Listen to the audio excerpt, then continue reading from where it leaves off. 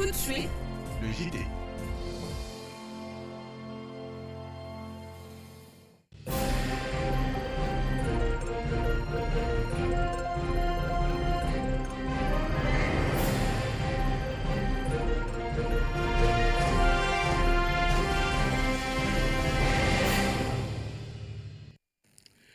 Mesdames et messieurs, bienvenue au 13h de la chaîne citoyenne. C'est parti pour le journal.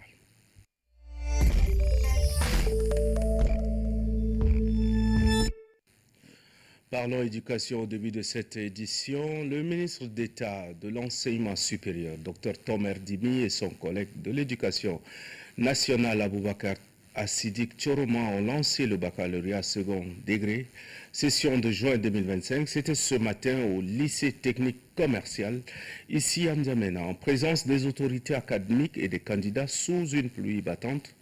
Au total, 104 440 candidats, toutes séries confondues, qui composent le baccalauréat. Le reportage de Mbaye Nadi Nicolas.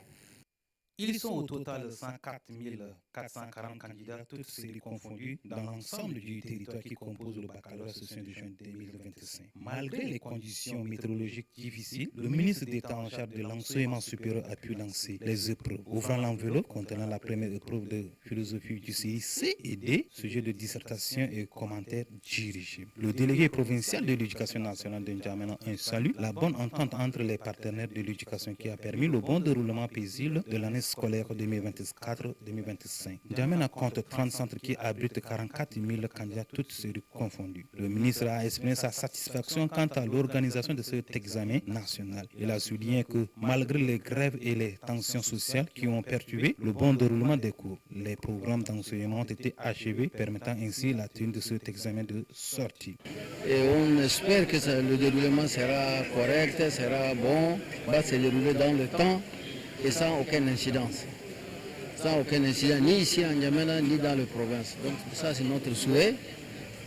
Et donc les corrections auront lieu, le résultat sera déclaré d'ici la fin de ce mois. Il a également encouragé les candidats à faire preuve de détermination et à aborder les épreuves avec confiance. Le ministre de l'Éducation nationale de son côté félicite les enseignants et encourage les candidats à se donner le meilleur d'eux-mêmes. On vient de lancer les épreuves du baccalauréat après une année calme, particulièrement calme. Donc je remercie les enseignants, les syndicats, les parents et nous souhaitons bonne chance.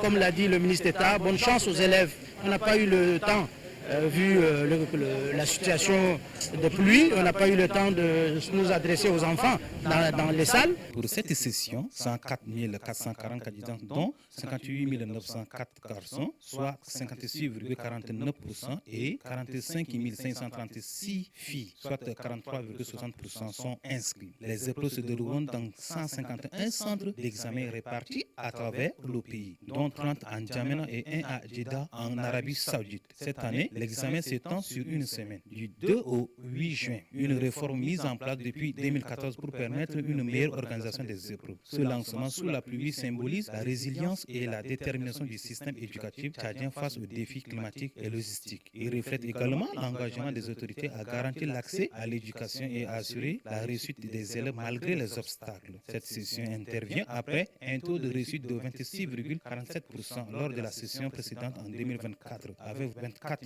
780 candidats admis d'office sur 93 605 inscrits. Les résultats de cette session seront attendus avec impatience pour évaluer les progrès réalisés. Bonne chance à tous les candidats.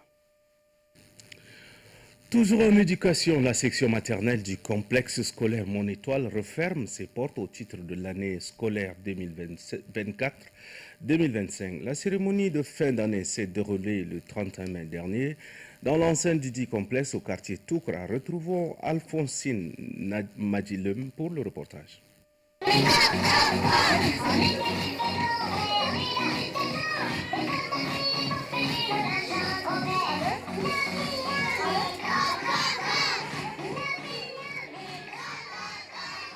L'éducation n'est pas seulement un droit fondamental, c'est aussi l'un des leviers les plus puissants pour transformer les sociétés et bâtir un avenir meilleur. C'est la mission que se donne le complexe scolaire Mon Étoile. Pour la directrice générale de la section maternelle, la contribution de chaque parent d'élève dans l'accomplissement du programme pédagogique du complexe Mon Étoile est symbolique et appréciée à sa juste valeur. Les parents, nous louons également votre courage et abnégation pour vos contributions de toute nature pour la réussite de nos progénitures. Reconnaissant les difficultés que traverse l'établissement pendant l'exercice scolaire, la fondatrice exhorte les élèves en ces termes. La maternelle est un lieu d'épanouissement où les enfants apprennent à se découvrir, à s'exprimer et à socialiser, à conduire leurs premiers souvenirs. Je tiens à vous remercier pour votre engagement et votre dévouement qui font de notre établissement un lieu de bien-être et de réussite. La qualité, la rigueur et le mérite prônés par le complexe scolaire Mon Étoile ont laissé les parents présents à cet événement sans mots. Encadrer des tout petits, même nous les mamans à la maison, c'est vraiment difficile pour nous. Mais elles ont eu le courage, elles ont la force, elles ont doublé d'efforts pour encadrer nos enfants.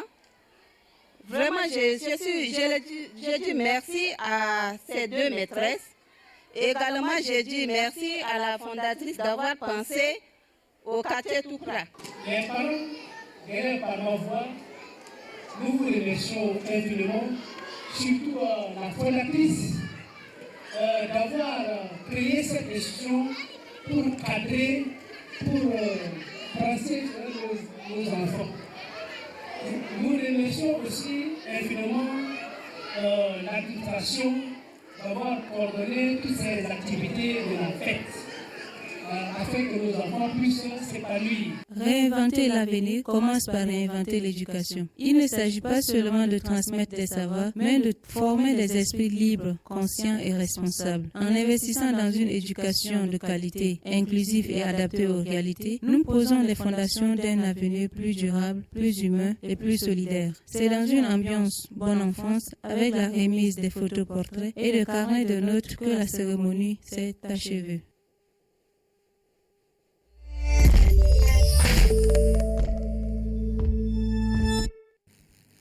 En santé, la commercialisation illégale des produits issus de la médecine traditionnelle en Djamena constitue une problématique de plus en plus préoccupante, posant un réel danger pour la santé publique. Cette pratique non encadrée mérite une attention particulière tant de la part des citoyens tchadiens que des autorités sanitaires, notamment le ministère de la Santé publique. Roselyne Djekoboa nous en parle. Malgré l'interdiction formelle de la vente ambulatoire et de la publicité des médicaments traditionnels en dehors des lieux d'exercice édictés par une circulaire du 15 novembre 2023, l'exercice anarchique des activités de médecine traditionnelle persiste dans la capitale tchadienne.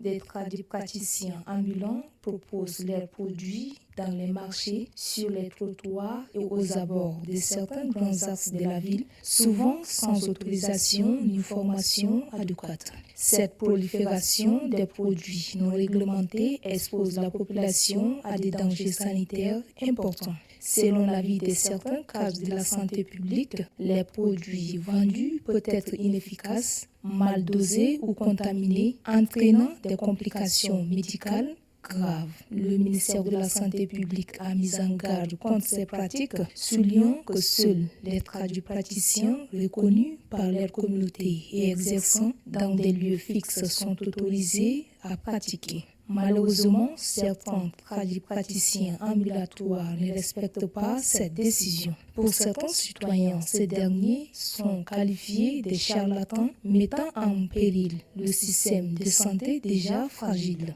Pour contrecarrer cette situation, le ministère de la Santé a lancé des missions de contrôle dans les 10 arrondissements d'Injamena afin de suspendre les activités des praticiens ambulants.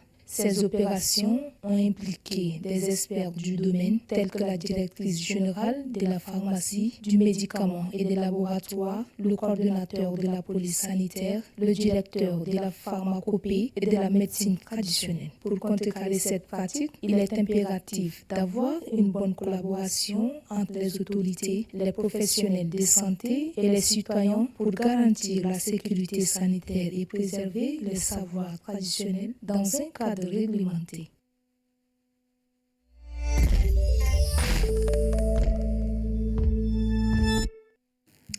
Et puis en religion, l'évêque du diocèse de l'Aï, Monseigneur Nicolas Nadjibab, a ordonné 2 prêtres de Jésus-Christ pour le compte de son diocèse. C'était au cours d'une messe qui a vu la présence des autorités administratives, parents, amis et des leaders d'autres confessions religieuses. Le reportage de Labara Nidim.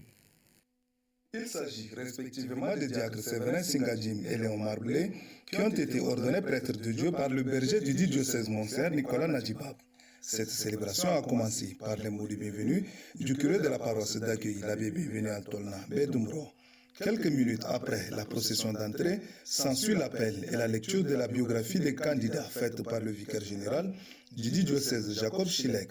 Le texte biblique, Isaïe chapitre 61, versets 1 à 3, 1 Timothée 4, chapitre 12 à 16 et l'évangile de Jésus-Christ selon Saint Jean, au chapitre 21, versets 15 à 27, ont été lus pour cette circonstance. Accent son homélie sur 3 points. Le berger du diocèse de l'Aï, au diacre, s'est exprimé en ces termes.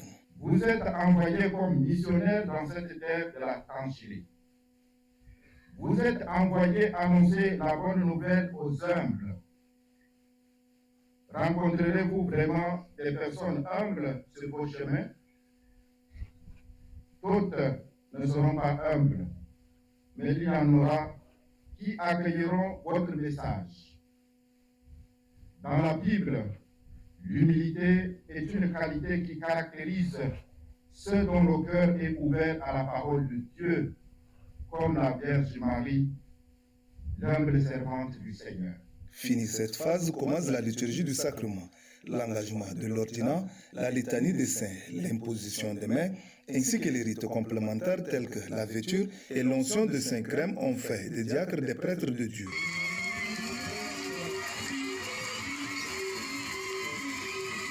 La liturgie eucharistique, la remise des cadeaux aux désormais prêtres de Jésus-Christ et les mots de remerciement de ces derniers envers tous ceux qui, de loin ou de près, les ont aidés pour ce choix, celui de la proclamation de l'Évangile, ont mis terme à la cérémonie.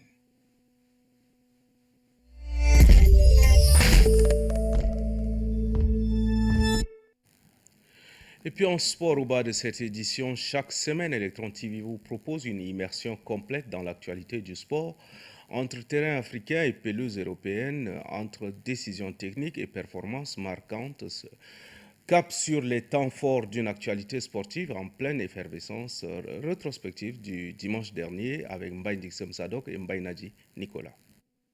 Il avait disparu des radars de la sélection depuis plusieurs années. À 37 ans, l'ancien capitaine emblématique des Sao, Ngare Ezekiel Ndouassel, signe un retour inattendu mais symbolique dans l'effectif national. Véritable légende vivante, meilleur buteur de l'histoire de l'équipe tchadienne. Ezekiel incarne l'âme des Sao. Appelé pour la double confrontation amicale face au Kenya, prévue au Maroc. Son retour suscite à la fois admiration et interrogation. Si son expérience est incontestable, cette convocation relance le débat sur la transition générationnelle au sein de l'équipe nationale. En attendant la publication officielle de la liste du sélectionneur Taïd Zakaria, des indiscrétions révèlent la possible présence de 3 joueurs actuellement sans club. Mahamad Thiam, libre depuis son passage en D4 espagnol. Mbaye Sem Jourdain, de retour du Pakistan. Youssou Hamad, jeune espoir éloigné des terrains depuis 2 ans. En parallèle, 2 anciens, Eric Mbaye Gossoum et Al-Mbatna Gabin, qui auraient accepté de revenir en sélection, ne figuraient finalement pas sur la liste finale. Aucune convocation aurait été adressée. À la veille de cette fenêtre FIFA ouverte du 2 au 10 juin, la Fédération tchadienne de football association a tenu une conférence de presse tripartite. Était présent le président du conseil de la Fédération tchadienne de football association, le directeur technique national et le sélectionneur. Objectif, clarifier le rôle des dates de FIFA et expliquer la participation du Tchad aux matchs amicaux. Selon la Fédération tchadienne de football association, cette période est stratégique pour le repositionnement international du pays, permettant de gagner des points FIFA et tester de nouvelles configurations d'équipe dans un contexte moins contraint. Côté international, un événement historique. Le Paris Saint-Germain PSG a conquis son premier titre de Ligue des Champions en laminant l'Inter Milan sur le score sans appel de 5-0. Un score jamais enregistré dans une finale de Ligue des Champions. Un sacré qui efface des années de frustration pour le club de la capitale française et assoit sa place parmi les géants européens. C'est la fin de cette édition. Sport Edo vous donne rendez-vous dimanche prochain pour une nouvelle plongée dans l'actualité sportive entre révélations, analyses et résultats marquants. Restez connectés à Electron TV, votre partenaire. Passion pour le sport.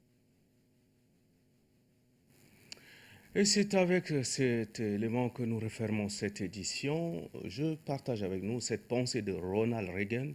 La paix n'est pas l'absence de conflit, c'est la capacité à le gérer par des moyens pacifiques. Merci de rester en compagnie du reste de notre programme. Bonsoir.